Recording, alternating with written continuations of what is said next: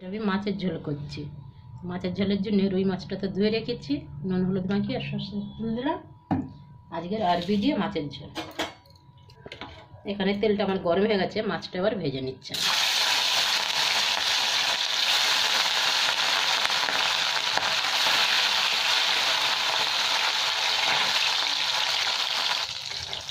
মাছগুলো আমার ভাজা হয়ে গেছে। এই তেলের মধ্যেই আমি একটু পাঁচ ফোড়ন দিয়ে দেবো।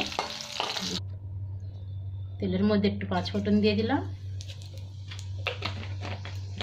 পাঁচ ফোড়নটা ভাজা হয়ে গেছে, এবার একটা পেঁয়াজ দিয়ে দিলাম তেলের মধ্যে। এই পেঁয়াজের সাথে সাথে আমি আরবিটা আর আলুটাও দিয়ে দিচ্ছি।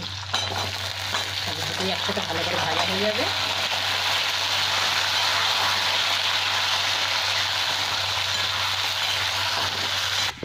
আমার এখানে আলু আর আরবিটা ভালো করে ভাজা হয়ে গেছে পেঁয়াজের সাথে। এবার আমি একটা টমেটো দিয়ে দিলাম, সাথে একটু মশলাও দিয়ে দিচ্ছি। আমি মশলাটার মধ্যে আগে নুন থেকে শুরু করলাম। নুন দিয়ে দিলাম, এখানে হলুদ দিয়ে দিলাম, জিরে পাউডার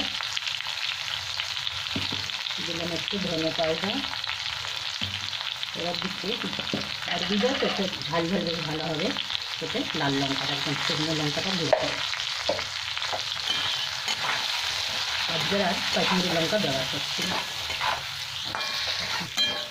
আমার আলু আরবিটা খুব ভালো কষা হয়ে গেছে, টমেটোও গলে গেছে। এবার চারটে কাঁচা লঙ্কা দিয়ে দিলাম, দিয়ে এখানে গরম জল হয়ে গেছে, গরম জলটা দিয়ে দিয়েছি।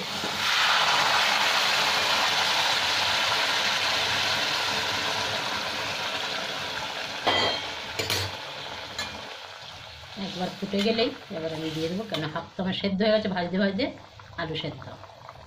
এখানে আরবি একটু বাকি আছে সেদ্ধ হতে, ঢাকা দিলাম 1-2 মিনিট।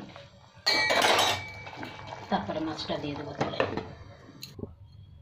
এবার ঢাকাটা খুলে দেখছি, সেদ্ধ তো হয়ে গেছে ভালো মতো, দেখেই বোঝা যাচ্ছে আরবিগুলো সব সেদ্ধ একদম গলে গেছে। এবার আমি মাছগুলো দিয়ে দিলাম। আমার ছোটো মাছও আছে, রুই মাছও আছে। রুই মাছটা বেশি, ছোটো মাছ একটা।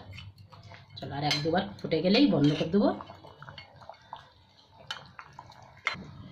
ঢাকাটা খুলে দেখছি তরকারি হয়ে গেছে মাছের ঝোল।